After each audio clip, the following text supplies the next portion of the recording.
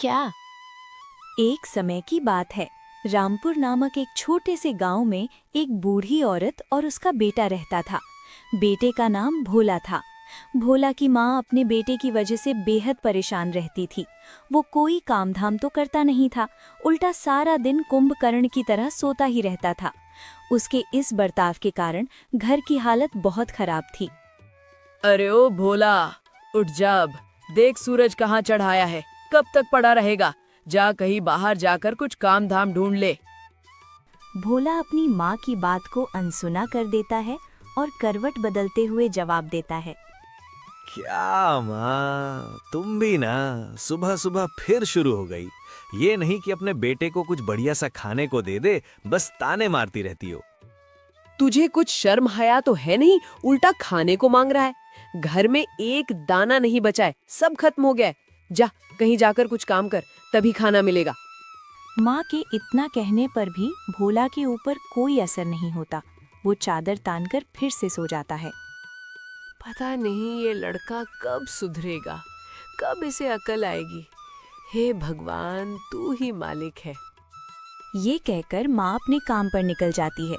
जब शाम को वो थक हार कर घर लौटती है तो देखती है कि भोला अभी भी उसी जगह सोया पड़ा है। ये देख माँ का पारा 7वें आसमान पर पहुँच जाता है। वो घर के कोने में पड़ा डंडा उठाती है और भोला को पीटना शुरू कर देती है। ले, आज मैं तुझे सीधा करके रहूंगी। उठ हरामखोर। हाय, मर गया रे। अरे कोई बचाओ, माँ मार डालेगी। अरे माँ क्यों मार रही हो? मैंने तो कुछ किया भी नहीं। तभी तो मार रही हूँ कि तूने कुछ नहीं किया। नास पीटे, सुबह से अभी तक सोया पड़ा है। तुझे थोड़ी भी शर्म है या नहीं? भोला के रोने की आवाज सुनकर आसपास के गांव वाले इकट्ठा हो जाते हैं। अरे क्या हुआ काकी, इस भोला को इतना क्यों पीट रही हो? क्या बताऊं भैया, तुम सबको तो पता ही है कि ये सारा दिन निखट्टू की तरह घर में खटिया तोड़ता रहता है। बस सोता है और खाता है। अब तुम ही बताओ, मैं बूढ़ी जान क्या क्या करूं? हाँ काकी, बात तो तुम्हारी सही है। देख भोला बेटा, तेरी माँ अब बूढ़ी हो चुकी है। वो कब तक मेहनत करेगी? तुझे अब कोई ना कोई काम तो करना ही पड़ेगा। गांव वालों की बात सुनकर भोला मन ही मन डर जाता है कि कहीं ये पिटाई रोज का काम ना बन जाए। ये गांव वाले मेरा पीछा नहीं छोड़ेंगे। अगर मैंने हाँ नहीं की तो माँ फिर से डंडा उठा लेगी। ठीक है, मैं काम करूंगा, पर मैं काम क्या करूं? मुझे कोई काम आता भी तो नहीं है। अरे भोला, तुम चाहो तो रात को मेरे खेत की रखवाली कर सकते हो। फसल तैयार है, बस जानवरों से बचाना है। मैं तुम्हें इस काम के अच्छे पैसे भी दूंगा। भोला ये सुनकर मन ही मन बहुत खुश होता है। उसे लगता है ये तो सबसे आसान काम है। बस रात को रखवाली ही तो करनी है, ये कौन सा बड़ा काम है। दिन में आराम से सोऊंगा और रात को खटिया पर लेटकर रखवाली करूंगा। मुझे मंजूर है। पर एक दिक्कत है भोला। दिक्कत? कैसी दिक्कत? सुना है उस खेत में किसी चुड़ैल का साया है। वो रात में खेत पर घूमती रहती है। जो कोई भी रात को उस खेत पर जाता है, लोग कहते हैं चुड़ैल उसे मार डालती है। अरे आप भी ना सेठ जी, कैसी अजीब बातें करते हो। ये भूत वूत कुछ नहीं होता।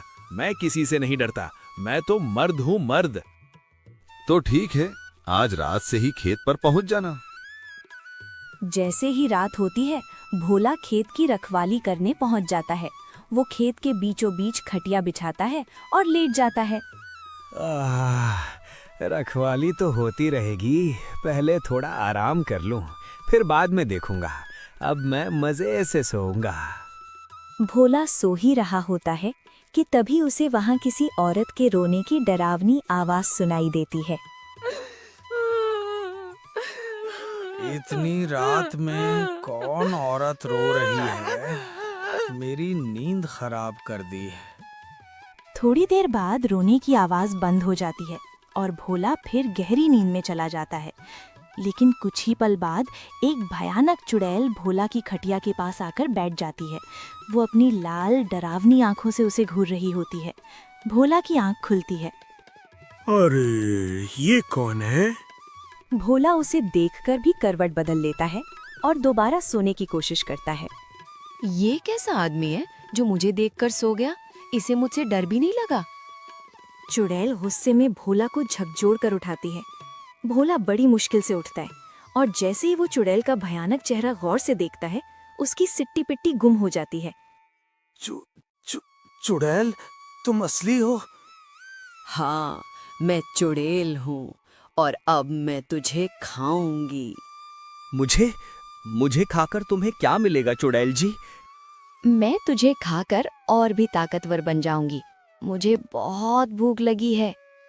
अरे चुड़ैल जी, जरा गौर से देखो, मैं तो एकदम सूखा सा आदमी हूँ और मैंने तो कई दिनों से ठीक से खाना भी नहीं खाया है। मुझे खाकर तुम्हें ताकत कहाँ से मिलेगी? सिर्फ हड्डियां ही तो है मुझ में। चुड़ैल भोला को ऊपर से नीचे तक देखती है और सोच में पड़ जाती है। बात तो तेरी सही लग रही है, तुम काफी कमजोर हो। वही तो, तुम ऐसा करो, मुझे कुछ दिन खाना खाने दो। आज ही तो मुझे ये नौकरी मिली है, काम करूंगा, पैसे मिलेंगे, फिर जमकर खाना खाऊंगा और मोटा हो जाऊंगा, तब तुम मुझे खा लेना। ठीक है, पर अभी मुझे क्या मिलेगा? अभी मुझे खेत का काम खत्म करने दो ताकि मालिक पैसे दें।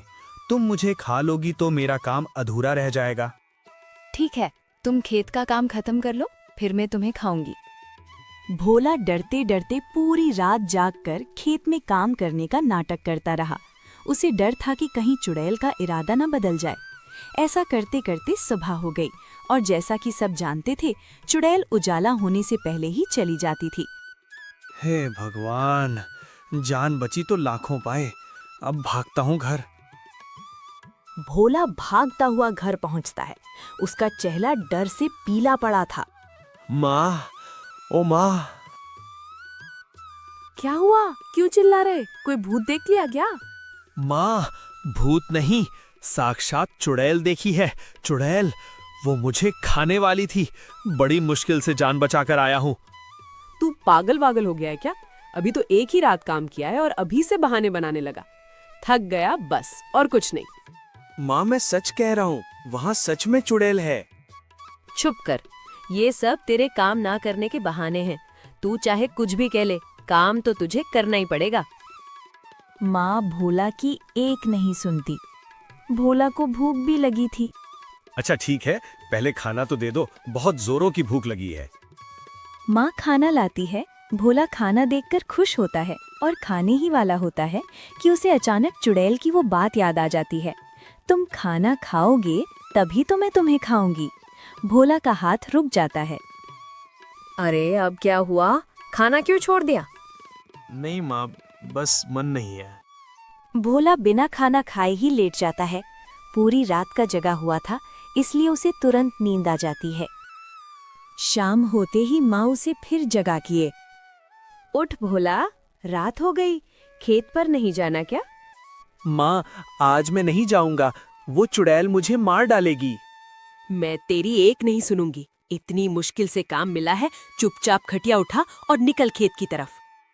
माँ की जिद के आगे भोला को हार माननी पड़ी। वो कांपते हुए खेत पहुंचता है और खटिया पर बैठकर भगवान को याद करने लगता है। तभी उसे अपनी पीठ पीछे ठंडक महसूस होती है। अरे बाप रे। क्यों भोला, आ गया तू? कल तो तूने मुझे अच्छा बेवकूफ बनाया, पर आज मैं तुझे नहीं छोड़ूंगी। आज तो मैं तुझे खाकर ही मानूंगी। देखो चुड़ैल जी, गुस्सा मत करो। मैंने कहा था ना, मैं अभी भी सूखा ही हूँ, मुझे खाकर क्या मिलेगा। लेकिन क्या? मैं एक ऐसे आदमी को जानता हूँ जो बहुत ही मोटा ताजा है, एकदम हलवाई जैसा। उसे खाकर तो आप दुगनी ताकतवर हो जाओगी। सच्ची? कहाँ दो? उसकी झोपड़ी यहाँ से थोड़ी ही दूर है, आपको मेरे साथ चलना पड़ेगा। कहीं तुम मुझे फिर से बेवकूफ तो नहीं बना है? अरे नहीं नहीं सरकार, मैं आपको कैसे धोखा दे सकता हूँ। चलिए मेरे साथ। भोला आगे आगे और चुड़ैल उसके पीछे पीछे। भोला उसे जानबूझकर गांव के टेढ़े मेढ़े रास्तों पर गोल गोल घुमाता रहा। उसे पता था कि बस सुबह होने ही वाली है। और कितनी दूर है वो मोटा आदमी? भूख के मारे मेरा दम निकला जा रहा है। बस बस थोड़ी दूर और, वो सामने वाले मोड़ के पास। तभी मुर्गे की बांग सुनाई देती है और सूरज की पहली किरण निकल आती है। चुड़ैल चीखती है और गायब हो जाती है। उफ, आज भी बच गया, लेकिन ये चुड़ैल मेरा पीछा नहीं छोड़ेगी। मुझे कुछ पक्का इलाज करना पड़ेगा। अगले दिन भोला दिन भर सोचता रहा कि कैसे जान बचाई जाए। तभी उसे याद आया कि गांव के पुराने कुएं के पास एक तांत्रिक बाबा की कुटिया है। शाम होते ही वो खेत पर जाने के लिए तैयार हो गया, लेकिन इस बार उसके दिमाग में एक योजना थी। भोला, अब तेरे बहाने नहीं चलेंगे, आज तो तू गया। मुझे मत मारो, मेरी इसमें कोई गलती नहीं है।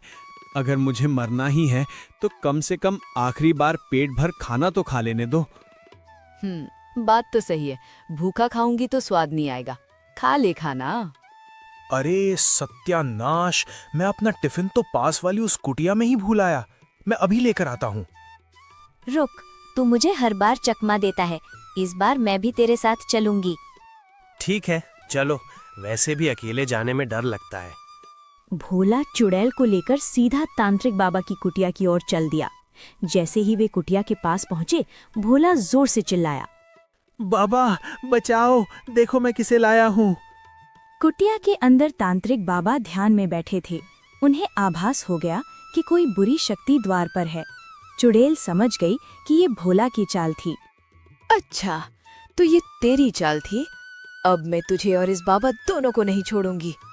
चुड़ैल हमला करने ही वाली थी कि तांत्रिक बाबा ने अपने कमंडल से अभिमंत्रित गंगा जल निकाला और कुछ मंत्र पढ़ते हुए चुड़ैल पर छिड़क दिया।